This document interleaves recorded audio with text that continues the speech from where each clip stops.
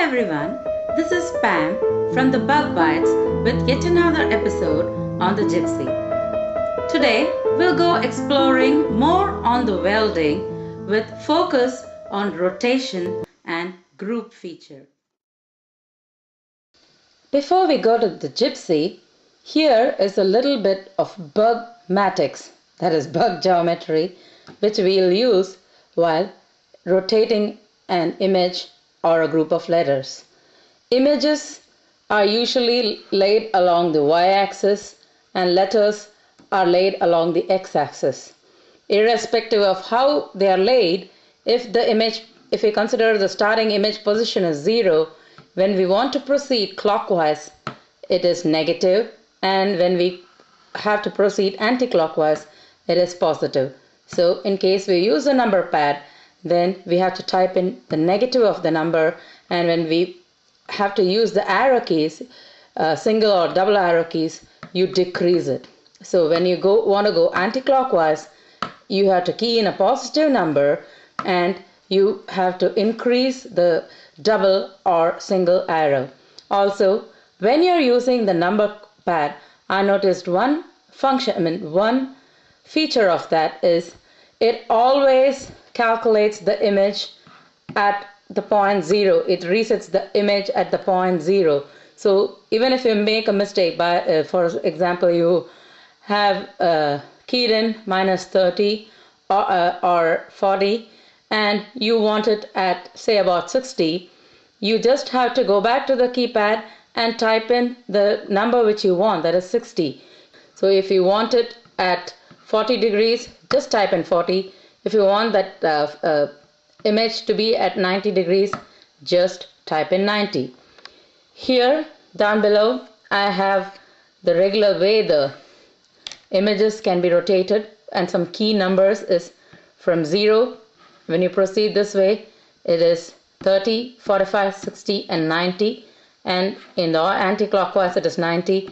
If you want a flip or a mirror image, it is 180. I've begun a new project and open a 12x12 mat.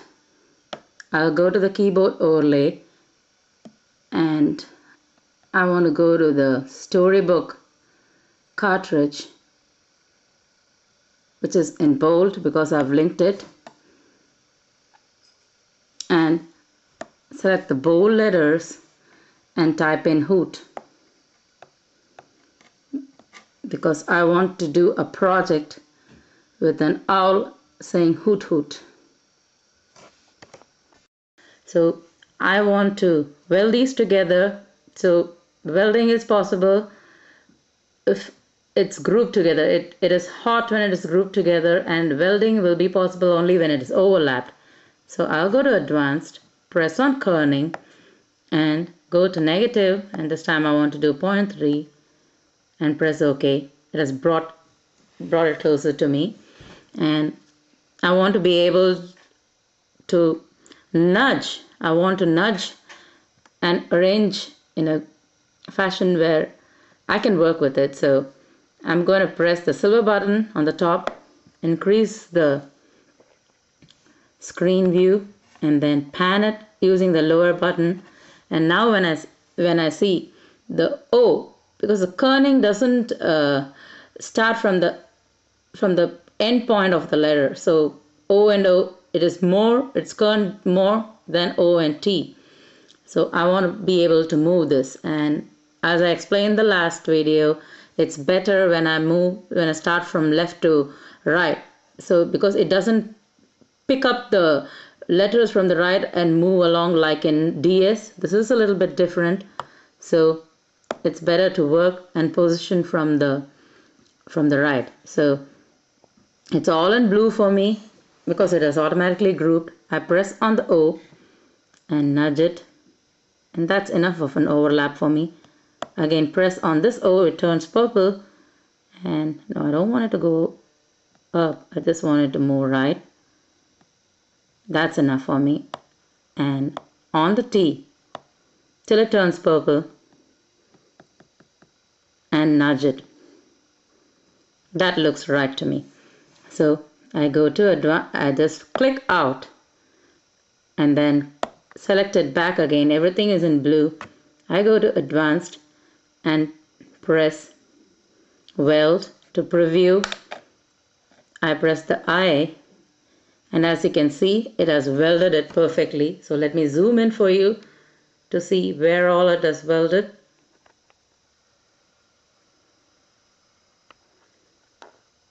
As you can see, everything is in red.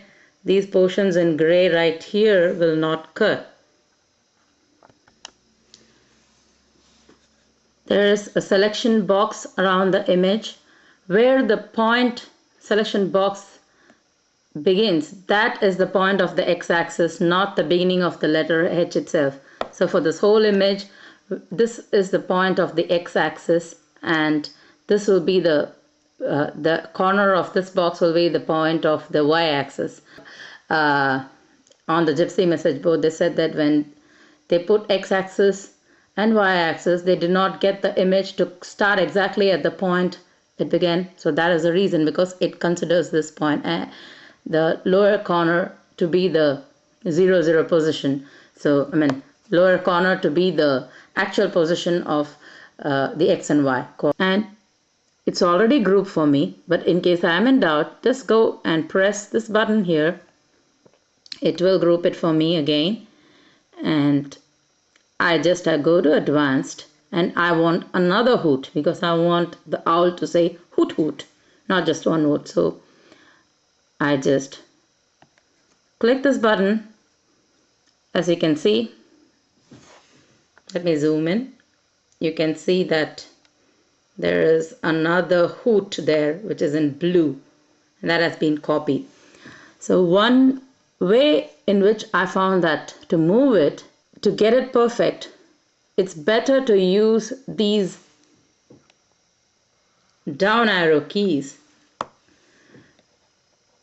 to move the letter, move the words in the beginning, so that I won't pick up the other letters from the O. So as it is so close together, it's better to use the nudge key to bring it out of the zone of these letters, so that even if I make a mistake, I can just go back, because in the Gypsy, you can just do one undo. So it's better this way, so that I will not be picking up this O instead of this O. So now that I have got the hoot down where I want it, you can see that it is automatically grouped for me, and it's obviously also welded for me because the weld key is on. So now I can just go move, pan to where I want it, and then using the nudge key, I can weld this hoot to the first one. And I'll just do it a little bit more so that these O don't cut separately. So I've got it perfect the way I want it. So I'll just click out,